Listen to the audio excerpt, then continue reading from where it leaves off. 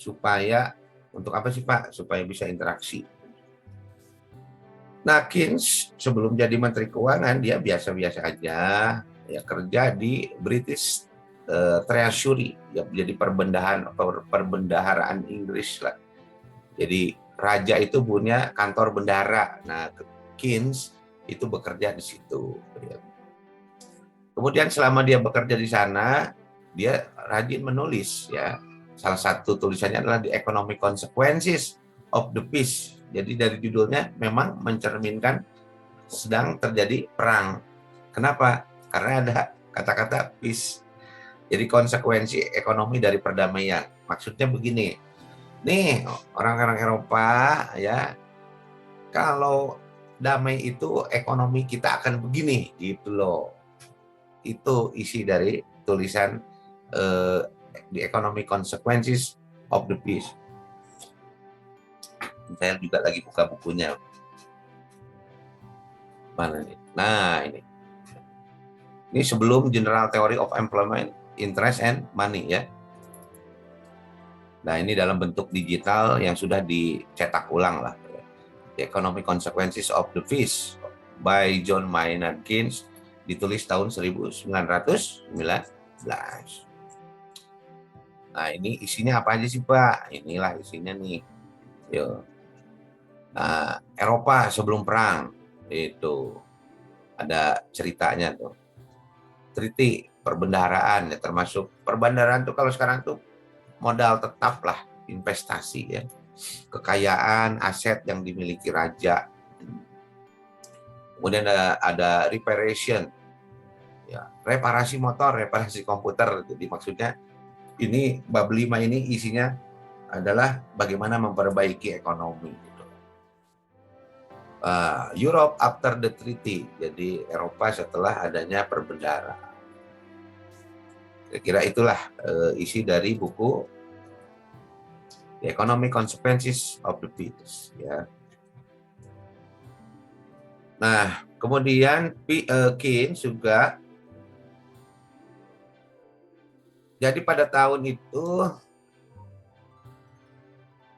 puncaknya di tahun 1940 ya, itu di negara-negara di Eropa ya dan Amerika membuat kesepakatan. Kesepakatan apa? Kesepakatan mengenai mata uang. Jadi kenapa sekarang ekspor impor harus menggunakan mata uang dolar gitu ya. Dominannya begitu meskipun sekarang sudah berubah. Yaitu sejarahnya tahun 1940 di sebuah desa namanya New Hampshire. Berkumpullah 40 negara. Jadi tahun 40-an berkumpul 40 negara ya. Kemudian membuat kesepakatan. Yuk kita sepakati mata uang untuk perdagangan internasional apa? Disepakatilah mata uang dolar. Kemudian disepakatilah terbentuknya lembaga keuangan internasional yaitu International Monetary Fund. Ya, lembaga keuangan internasional. Nah, itu yang dimaksud dengan salah satu penggagasnya adalah Keynes juga. Jadi Keynes mempropos atau mengajukan atau mengusulkan untuk mendirikan bank supranasional. Jadi supranasional itu bank lintas bangsa. Ya disebut nation karena ya Inggris nation, kerajaan. Bank nation itu bangsa. Ya kalau sekarang negara ya, berarti bank lintas negara gitu loh. Nah, atau disebutkan banker. Banker itu ya bankir ya. Unit sintetik untuk clearing balances of payment. Nah, jadi karena setiap negara atau setiap bangsa itu mata uangnya beda-beda, jadi perlu lembaga keuangan yang mengatur neraca pembayaran. Kan kalau kita ekspor kita dapat dolar, kalau kita impor kita mengeluarkan dolar, kalau kita ekspor ke Jepang kita dapat yen, kalau kita ekspor ke Cina kita dapat yuan. Nah, itu harus ada lembaga keuangan internasional yang fungsinya clearing. Ya. Jadi kalau Anda dari hari Senin sampai Jumat jam 4 sampai 5 sore di Bank Indonesia cabang Bandung ya, distrik Bandung, Sebelum Braga tuh Anda sebelum pintu rel itu rame tuh. Kenapa? Karena semua bank melakukan clearing di situ. Misalnya saya transfer uang ke Tiara. Bank saya BCA, Tiara Bank Syariah Indonesia. Nah, nanti kan dari akun saya ke akun Tiara. Nah, itu harus di clearing kan. Nah, itu namanya clearing tuh. Oh, Pak Yuka mentransfer 1 juta dari BCA ke BSI. Rekening siapa? Rekening Tiara. Nah, jadi dari saya di di debit atau kredit ya? Nah, dari saya di debit 1 juta berkurang. Nah, di Tiara di akunnya BSI itu kredit 1 juta. Begitu ya? Itu maksud dari clearing. Nah, kalau Anda ingin menyaksikan clearingnya ya silakan aja di Bank Indonesia tuh. Tiap sore, tiap hari itu terjadi clearing. Ya.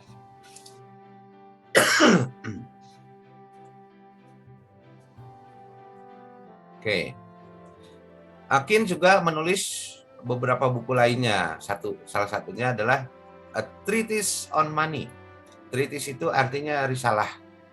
Risalah mengenai uang. Nah, ini tentu terkoneksi dengan itu ya.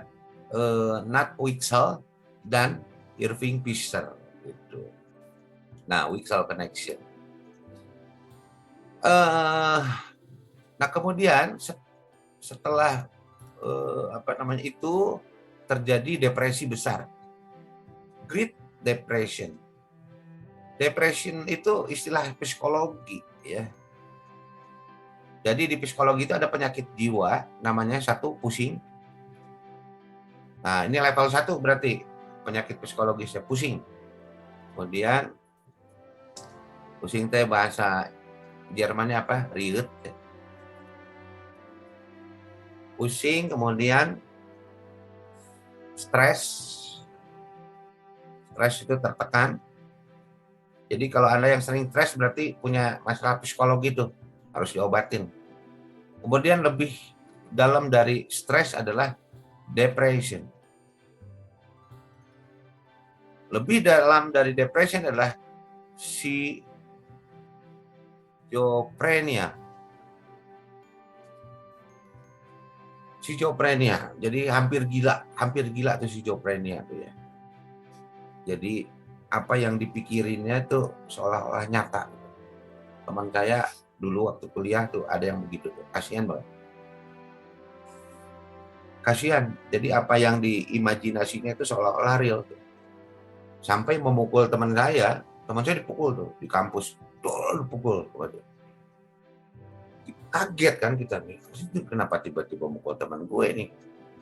Rupanya dia punya imajinasi bahwa teman saya itu ya pacaran dengan pacarnya dia. Nah, pacarnya dia juga kita nggak tahu, imajinasi aja. Jadi setelah ditanya, karena orang seberang ya, orang Manado tuh, siapa lu? Dia ngerebut pacar saya. Lah, emang pacar lu siapa? Si ini. Siapa ya orang itu ya? Nah, itu si Joprenya tuh gitu. Biasanya si Joprenya itu orang yang pendiam, nggak mau ngomong, itu muter sendiri. Jadi ibaratnya kalau makan itu dikunyah terus. Makan dikunyah nggak pernah ditelan. Kira-kira gimana? Bengkak kan mulutnya kan. Jadi orang yang nggak pernah mencurahkan pikiran, nggak pernah diskusi, bengkak otaknya. Nah, jangan sampai terjadi stres, depresi, schizophrenia gitu. Kemudian tahu nggak yang terakhir, yang paling udah fatal tuh penyakit apa? Ya, penyakit apa coba? Crazy atau bahasa Jermannya adalah Nugelo. Gitu. Nugelo. Jadi kalau ada cinta gila, saya menang udah bilamin dalik ya. Bener gak? Matur mahayang waras cuma gila masih kan ararannya generasi ayah ya. Nah, jadi disebut Great Depression. Great itu kan gede. Kita kan selalu ngomong, wah tuh great, keren banget. Jadi depresi yang besar, tertekan di Eropa itu. Kalau Anda bisa cek di di materi minggu lalu juga saya tampilkan gambarnya ya. Itu ada anak kecil bikin tulisan, ya berikan ayahku pekerjaan. Jadi nggak sama sekali nggak ada lowongan kerja. Bayangin nih, yang ngelamar itu sampai ya berkilo-kilometer tuh ngantri. Pemerintah kerajaan waktu itu bikin kopi gratis, bikin roti gratis, bikin sop gratis, saking nggak ada pekerja sulit. Jadi ekonomi benar-benar ini apa namanya terpuruk gitu. Pertanian tandus, nggak ada yang bisa ditanam gitu. Ya salah satunya gara-gara perang juga. Pertanian tandus. Kalau pertanian tandus ada pengolahan makanan nggak ada. Sulit pengolahan makanan, bahan baku nggak ada, segala macam. Akhirnya banyak yang nganggur. Banyak yang nganggur tapi butuh makan, permintaan banyak, demand tetap bertambah, supply-nya udah lagi drop, akhirnya harga naik. Nah, itu yang kita sebut dengan apa? Inflasi. Udah nggak punya pekerjaan tapi harga beras 100.000 per kilo, gimana tuh? Ya. Bukan stres lagi ya, depresi ya. Itu maksudnya Great Depression. Nah, ini kalau nanti stop ending sendiri, kita masuk ke Zoom yang kedua ya. Saya sudah siapkan linknya di kuliah. Nah, jadi mana tadi depresi besar, ini Great Depression. Kemudian Keynes shifted itu menggeser fokusnya dari perubahan harga kumulatif ya ke perubahan kumulatif dalam output real dan pendapatan. Nah, jadi dulu mikroekonomi itu disebutnya teori harga ya. Nah, jadi kalau dikatakan cumulative price change itu ya dari istilah mikroekonomi. Ya, Anda sudah memahami Alfred Marshall. Alfred Marshall dosen ekonomi di Cambridge University dan dosennya Keynes tadi ya. Dia mengajarkan keseimbangan umum dari pertemuan awal sampai ini saya sudah bikin videonya tuh kan. Jadi kalau terjadi inflasi ya terjadi excess demand, inflasi itu biarin aja. Nanti juga akan turun lagi. Ya. Terjadi excess supply. Jadi kalau inflasi itu mendorong penjual untuk nambah penjualan kan, maka dia menjual banyak. Tapi kan siapa yang menjamin koordinasi pasar itu? Itu rame-rame nambah penjualan, akhirnya kelebihan penjualan atau kelebihan supply, harga turun lagi. Nah, ketika harga turun, ya konsumen termotivasi untuk beli banyak. Terjadi lagi apa namanya excess demand, harga naik lagi sampai terjadi keseimbangan. Nah, itu mazhab dari neoklasik ya yang dipelopori oleh Alfred.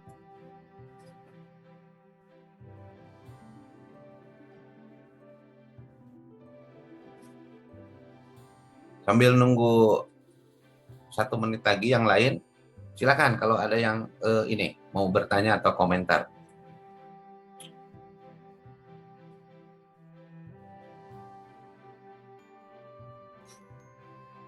Ada?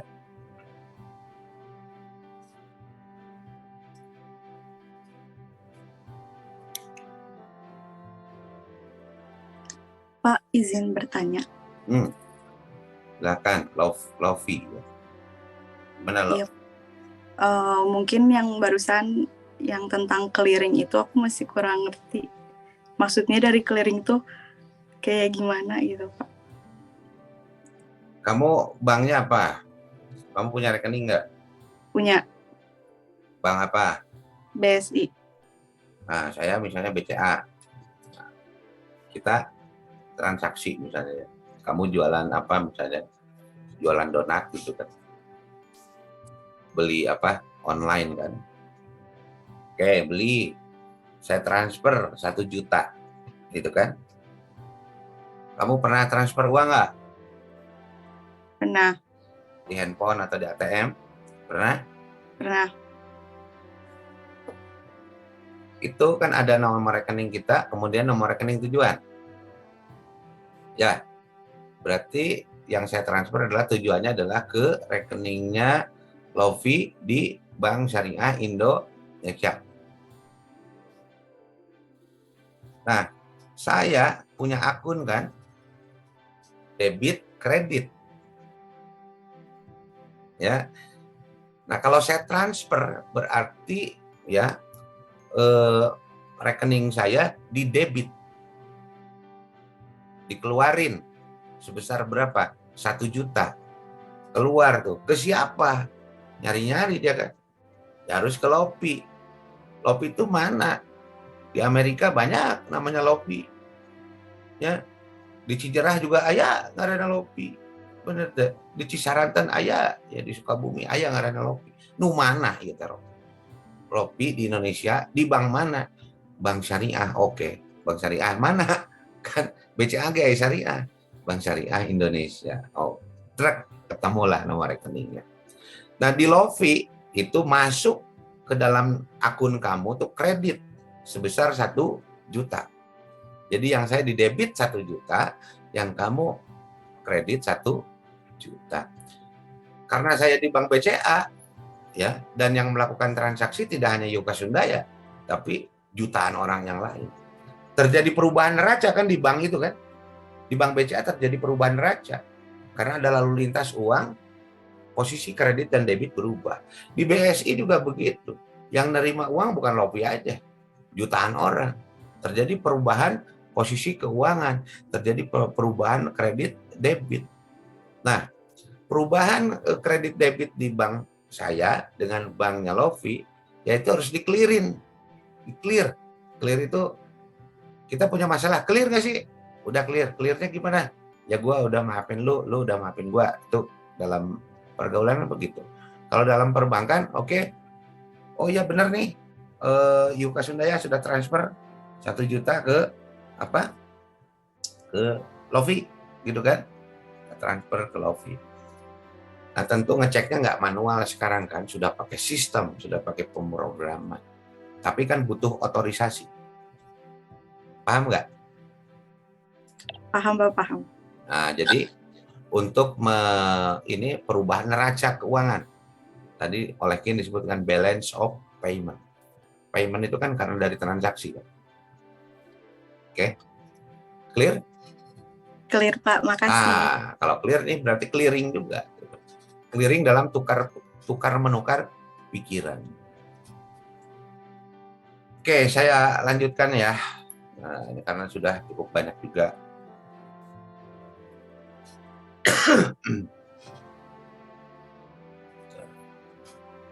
Nah, jadi Keynes menggeser fokusnya, ya ini yang disebut dengan cumulative price itu dari cara berpikir mikro.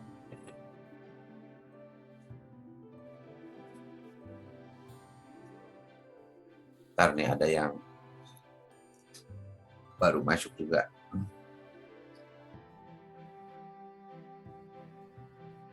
Admit all. So, tinggalkan lebet. Nah, oke.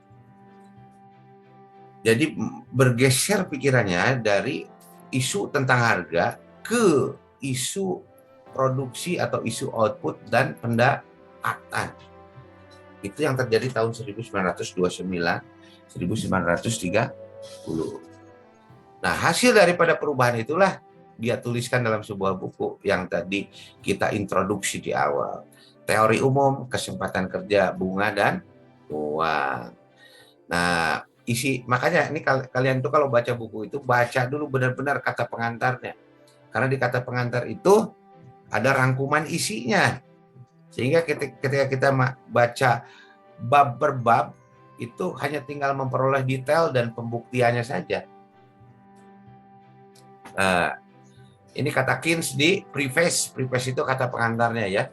Dalam edisi berbahasa Prancis. I have called my theory a general theory. Jadi aku menyebutnya buku ini adalah teori umum. Ya, I mean by this that I am chiefly concerned with the behavior of economic system as a whole. Jadi maksud gue, kata dia, maksud kenapa disebut teori umum, maksudnya concern dengan perilaku sistem ekonomi. Nah, kalau sebelumnya yang ini teori harga atau mikroekonomi itu hanya concern dengan market, hanya concern dengan sistem pasar. Nah, sementara ekonomi itu tidak hanya sistem pasar. Nah, itulah yang disebut dengan, nanti kita belajar di sistem ekonomi ya. Sistem ekonomi. Sistem itu hubungan antar unsur atau elemen. Elemennya apa saja? Pasar. Dalam pasar itu ada subsistem, ada sub-elemen juga ya. Apa? Rumah tangga konsumen atau pembeli, rumah tangga penjual. Ada subsistem uang. Ada subsistem barang publik. Barang publik ini tidak dibikin oleh perusahaan, tapi dibikin oleh negara. Ya. Kemudian apalagi? Jaringan. Ya, jaringan jalan, jaringan transaksi. Nah, jadi yang dimaksud dengan Keynes. Jadi disebut dengan teori umum karena dia ingin menjelaskan perilaku apa? Perilaku sistem ekonomi secara keseluruhan, as a whole. Nah, itulah cara berpikir makro itu adalah cara berpikir sistem secara keseluruhan. Beda aja dengan mikroekonomi di situ.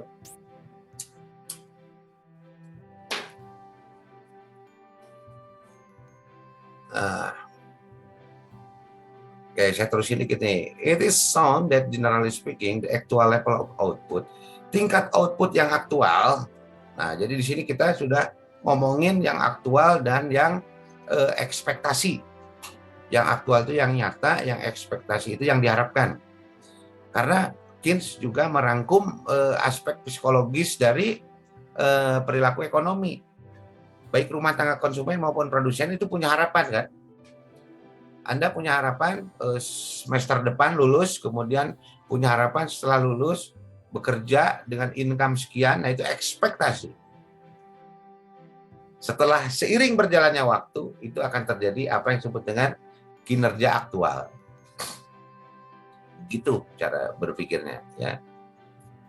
Nah, tingkat output aktual dan kesempatan kerja tergantung tidak hanya pada kapasitas produksi ya atau ya tingkat pendapatan yang terjadi saat itu. Tapi ya output dan kesempatan kerja, makanya judul bukunya General Theory Employment. Itu bergantung juga pada keputusan current itu saat ini. Ingat tuh. Current itu saat ini. Untuk memproduksi atau menghasilkan ya depend in turn on current decision. Jadi tergantung juga pada keputusan untuk investasi. Ini seringkali nih yang sidang tuh nggak ngerti konsumsi itu apa, investasi apa. Wajar nggak kalau nggak saya luluskan? Kan keterlaluan tuh. Dari semester 1, otaknya kemana dipakainya kan? Itu bukan persoalan hak manusia, itu persoalan amanah Anda kuliah gitu kan. Pak, gua mau belajar, terserah gua, mau enggak juga terserah gua. Iya. Kalau gitu lu siapa? Kemudian ya saya juga akan mengatakan dengan mudah ya, saya juga ngasih nilai, terserah gua juga dong. Kalau lu malas, ya nilainya yang sepadan dengan malas. Jangan protes ya, begitu. Anak muda nggak boleh begitu dong. Ya bergantung pada investasi dan ekspektasi. Gitu loh. Nah, Keynes kemudian menekankan pada tingkat produksi dan kesempatan kerja ditentukan oleh principle of effective demand. Jadi istilahnya begitu. Jadi produksi dan kesempatan kerja, gitu kan. Jadi tadi saya introduksikan saat itu terjadi Perang Dunia Kedua, ya banyak lahan pertanian yang nganggur, tidak ditanami gitu. Karena nggak ditanami, tidak ada perusahaan makanan juga. Bukan tidak ada banget ya perusahaan makanan kesulitan bahan baku. Untuk bikin roti dari kentang, untuk bikin roti dari gandum kan sulit bahan baku. Nah, itu produksi itu. Nah, jadi produksi dan kesempatan kerja bergantung pada apa yang dirangkum dalam istilah Keynes adalah prinsip permintaan efektif. Nah, disebut efektif itu ada perbandingan antara aktual dan ekspektasi yang diharapkan. Bukan oleh pasokan modal dan tenaga kerja seperti yang dipostulasi oleh Say's Law. Disebut Say itu adalah seorang ekonom perempuan namanya Jean Baptiste Say. Nah, Say itu dia menulis buku juga. Nah, dari bukunya ini yang diingat-ingat orang adalah pernyataan dia menyatakan mengenai supply creates its on demand. Supply menciptakan permintaannya sendiri. Nah, ini tadi yang disebut dengan postulat dari Jean Baptiste Say, yaitu bukunya jauh sebelum John Maynard Keynes. Itu yang disebut dengan postulat Say's Law. Supply creates its on demand. Jadi dengan postulatnya itu setiap produsen itu pasti laku karena barang yang dijualnya atau jasa yang dijualnya itu pasti ada yang minta.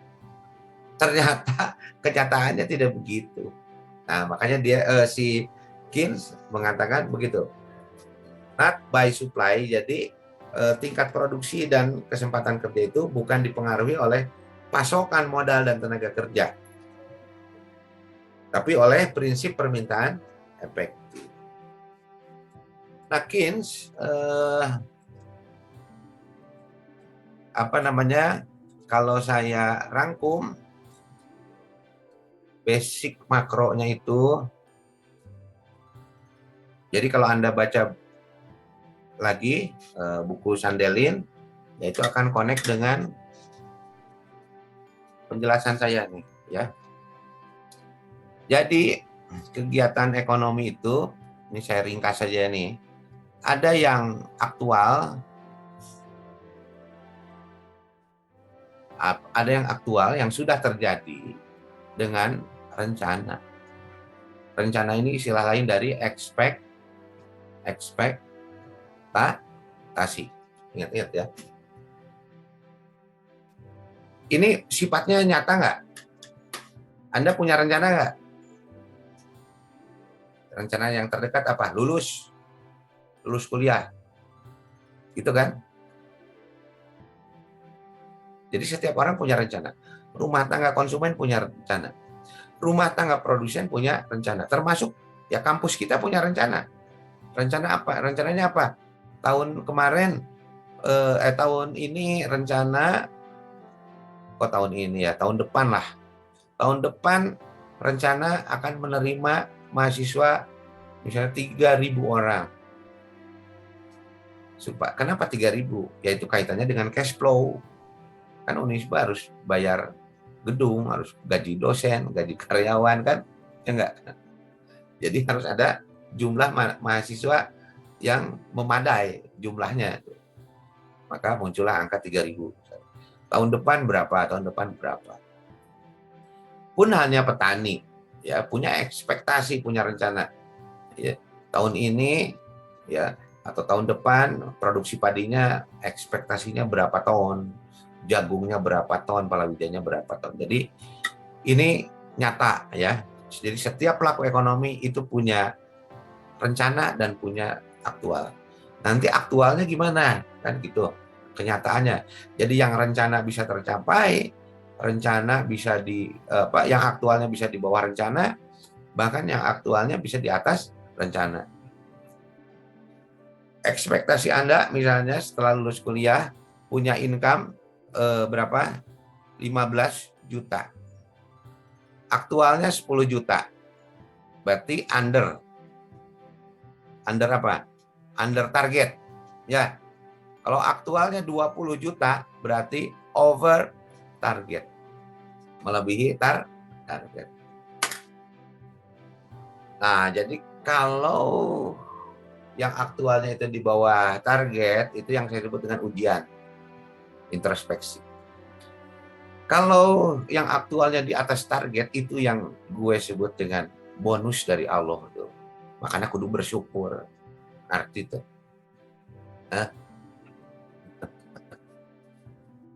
Ya, gambaran itu diilustrasikan dengan teori yang disebut dengan Keynesian cross. Ya. Keynesian cross. Nanti saya bagikan juga tulisan saya di blog. Ya. Ilustrasinya saya tampilkan di sini. Nah, ini ada saya sebut dengan AE. AE itu adalah actual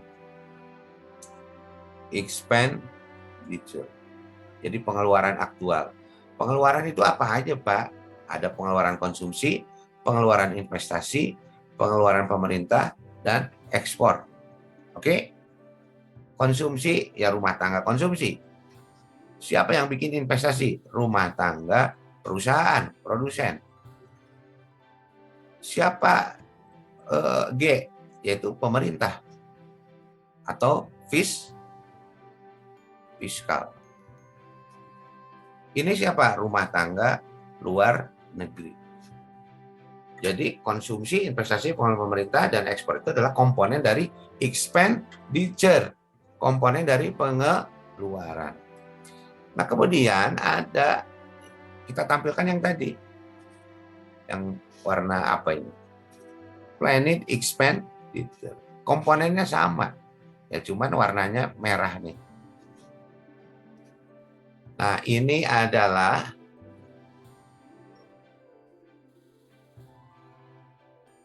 kita sebut dengan output, istilah Keynes tadi output, yang kalau dikalikan harga sama aja dengan income. Ya. Gitu. 1 ton padi dikalikan dengan per kilonya 5.000 rupiah, yaitu kan jadi income-nya petani. Nah, ini expenditure, konsumsi, investasi, pengeluaran pemerintah, ekspor. Nah, menurut Keynes, ekonomi itu seimbang kalau ada di titik A. Di titik A ini berarti yang aktual sama dengan yang direncanakan. Yang aktual sama dengan direncanakan. Itu disebut dalam Keynesian cross, itu disebut dengan equilibrium. Kalau di dalam teori neoklasik disebut equilibrium itu kalau supply sama dengan demand. Nah, tapi kalau dalam Keynesian cross yang disebut dengan equilibrium itu kalau yang direncanakan sama dengan yang aktualnya. Jadi kalau tadi Anda punya ekspektasi pendapatan 15 juta setelah lulus dan ternyata ya pendapatan Anda benar per bulannya 15 juta, nah ini equilibrium. Kalau di bawah tadi under target, kalau di atas over target. Nah, ini adalah equilibrium. Masa Pak cuman gini aja? Gue juga bisa. Oh, bukan. Jadi ini makanya kita harus belajar benar tuh begitu, ya. Jangan belajar dari PowerPoint. Aduh, masa ada dosen. Saya tuh menekankan Anda tuh reading, baca. Ya. Pak, saya malas baca, nggak tong kuliah lah. Ngapain ya kuliah harus baca? Benar nggak? Kalau makan kepiting, ya wayahna. Udah bisa buka batok kepiting yang keras itu. Gitu ya. Ada Pak, sekarang yang udah dagingnya udah dibikin pilet gitu ya. Ya ada emang, tapi lebih mahal. Ya yuk harus bayar lebih mahal berarti. Jadi semuanya ada konsekuensinya dong. Harus ada upaya, harus ada effort. Ya, harus adil lah. Gitu. Nah, penjelasannya bagaimana kalau yang aktual tadi, ini yang aktual misalnya, ini Y1 aktual, ini Y yang direncanakan, Y1. P ini A ya. Nah, jadi ada Y1A berarti aktual, ada Y1 P yaitu yang direncanakan, gitu kan. Nah, bagaimana kalau yang aktual lebih besar dari yang direncanakan? Misalnya tadi aktualnya produksi itu 1 ton, tapi rencananya itu adalah setengah ton. Nah, maka dalam jangka pendek, kelebihan yang aktual dengan yang direncanakan ini masuk ke dalam apa yang disebut dengan inventory atau stok atau cadangan. Padi, jagung, kedelai, kalau posisinya di sini, kelebihannya akan disimpan di gudang. Gudang itu inventory. Oke, jadi kita asumsinya memang masih sangat kasar nih. Semua barang bisa disimpan di inventory. Padahal kalau cabai, tomat kan nggak bisa ya. Bisa di kulkas sih. Sebutnya cold storage, tapi cold storage-nya harus gede gimana. Nah, Indonesia punya Bulog, Badan Urusan Logistik. Dia nyimpen beras, dia nyimpen jagung, dia nyimpen kedelai. Nah, jadi kalau terjadi aktual expenditure lebih besar dibanding dengan planned expenditure, maka kelebihan produksinya itu disimpan di inventory atau di stok. Nah, sebaliknya di sini yang direncanakan saya sebut Y2P, ini Y2E. Yang direncanakan lebih tinggi dibanding dengan yang aktual. Kayak A ini ya, yang aktual. Jadi produksinya setengah ton aktualnya, tapi rencananya 1 ton. Kurang setengah ton kan? Nah, inventory inilah yang dalam jangka pendek akan mengisi shortage atau kekurangan ini. Jadi ada manajemen stok secara nasional. Itu ide utama dari Keynesian-Cross. Hanya asumsinya masih kasar. Kenapa Pak kasar? Ya bagaimana dengan tomat? Bagaimana dengan apalagi bawang? Tuh ya. Nondi, tomat, bawang, kentang gitu ya. Nah, ini kan nggak bisa di stok. Kalau kita nyimpen stok bawang di rumah, bawangnya malah jadi. Nyimpen kentang juga jadi kentangnya tuh. Gitu. Jadi begitu mau dipakai, udah jadi tangkal bawang. Nah, itu ide dari Keynesian-Cross tentang keseimbangan sistem ekonomi as a whole. Yang ini ya, ini dasar sebetulnya ketika Anda harus mempelajari makroekonomi. Nggak tahu tuh, saya di pengantar Anda diajarin Keynesian-Cross. Nah, karena waktunya sebentar lagi, ya kita langsung ke bab terakhir. Ortodoksi. Ortodoksi itulah adalah dominasi mazhab. Dominasi mazhab. Jadi tadi ada Keynesian ya.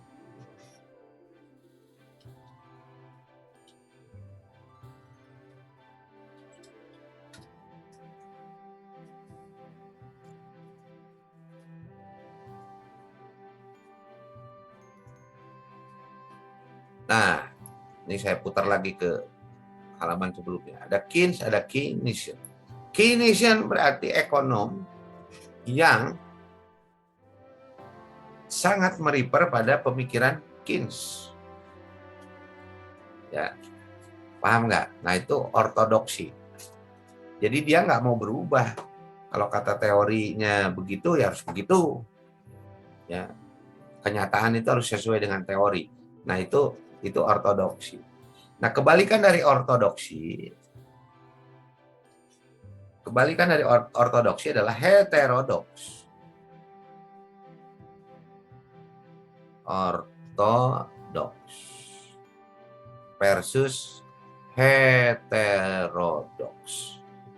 heterodoks ini yang selalu mengkritisi, criticizing, yang selalu mengkritisi.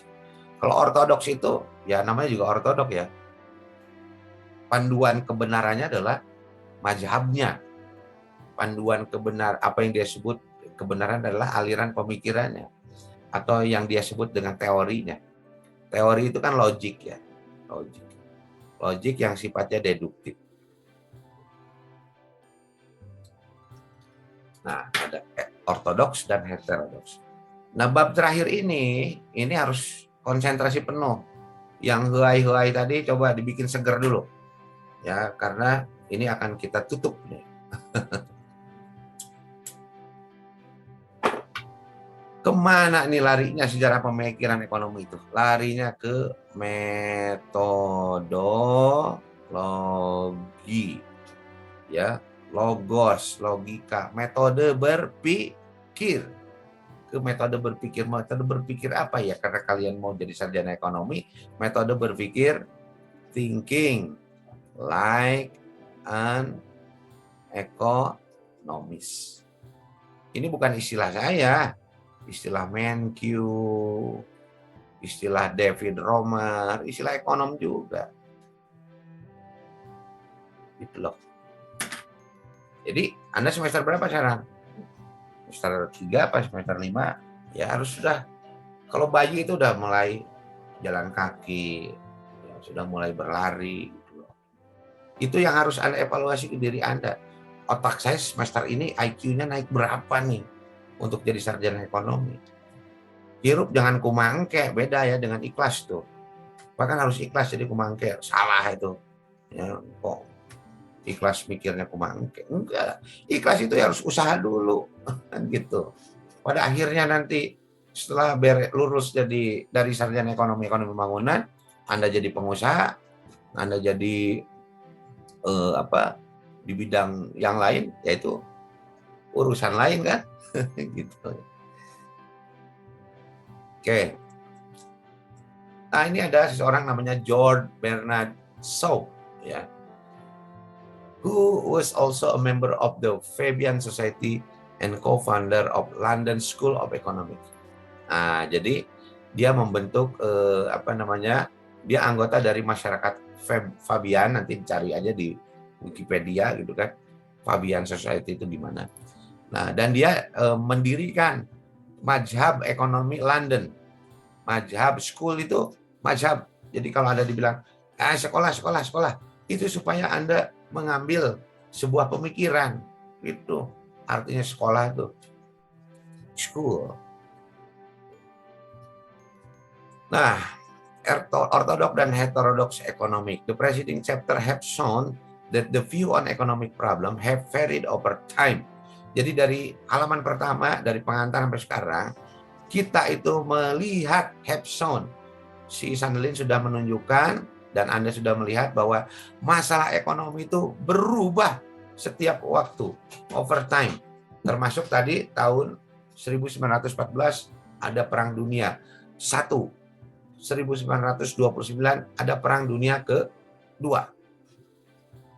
Gitu. Almost of the time, different school have coexisted.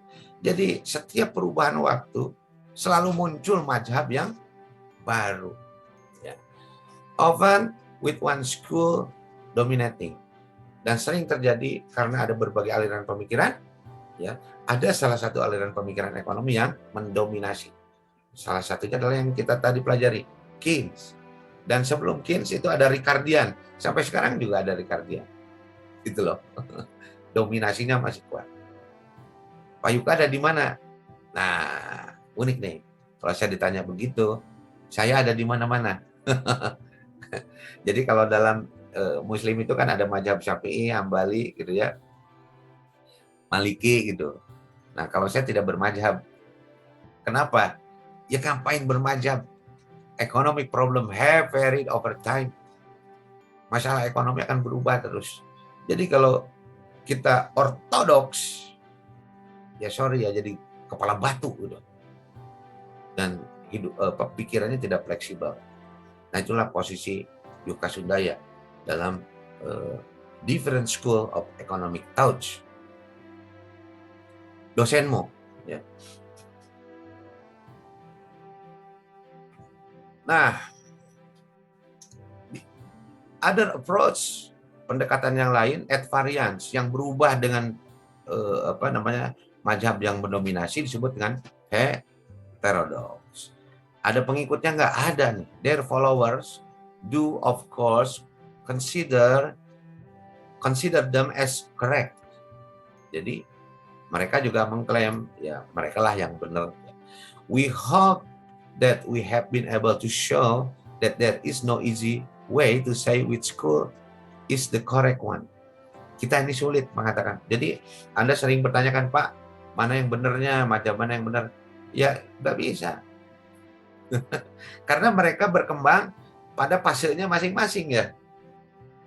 Kalau kehidupan tahun 1700 kemudian terulang lagi di 2021, ya wayahna kita bisa menggunakan teori tahun 1700-an itu. Karena fenomenanya mirip. Gitu. Nah, the varying opinion on the quantity theory of money, gitu nih contoh.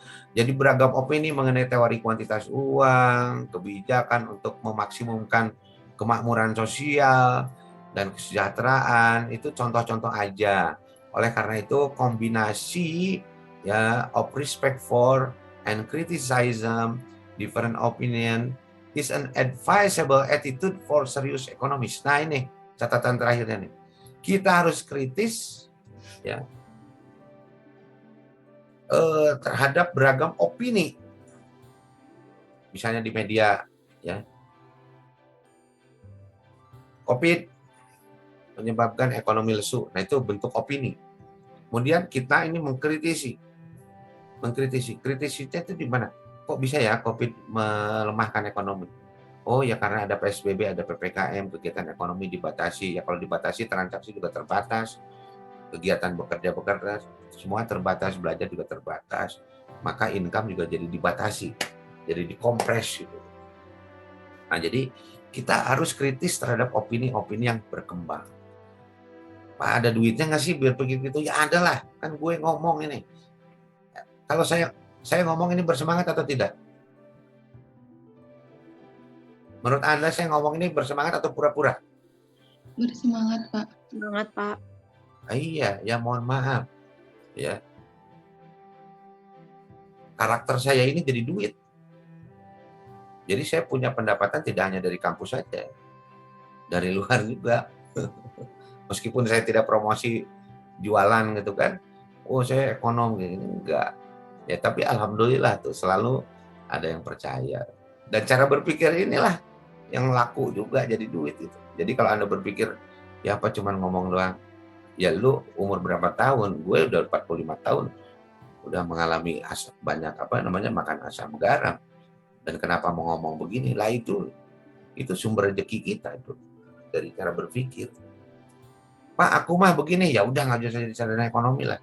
Kalau aku mah begini mah nggak usah kuliah, pakai seragam SMA aja terus. Ya nggak? Katanya generasi milenial, tapi tidak mau melakukan perubahan spirit dan semangat gitu. Spirit, semangat dan pikiran. Nah, jadi ya di materi terakhir ini pada akhirnya kita harus dari beragam sejarah pemikiran, dari klasik, Karl Marx, neoklasik panjang banget ceritanya, gitu kan, sampai ke aliran monetaris, sampai ke ahli ekonometrik itu siapa? Ragnar Frisch, ya, sampai ke Nathwixel, sampai ke Irving Fisher, sampai ke John Maynard Keynes. Itu yang kita petik, bukan teorinya. Kalau teorinya kan sudah di ekonomi moneter, ekonomi makro gitu. Yang kita petik adalah sekarang nih, hari ini yang kita petik adalah metodologinya. Ya. Metode berpikirnya. Atau yang kita sebut dengan apa? Thinking like an economist. Jadi kita olahraga, kita sport dari beragam perbedaan teori itu. Kenapa saya mensuplai itu ya, bahasa-bahasa matematik. Nah, supaya kita bisa memahami bagaimana Genuinnya cara berpikir teoretikal gitu. Supaya kita bisa mengkritisi. Dan sekali lagi, jadi duit Pak, ya jadilah. Gitu ya. Nah, silakan kalau ada yang ditanyakan atau dikomentari, mangga.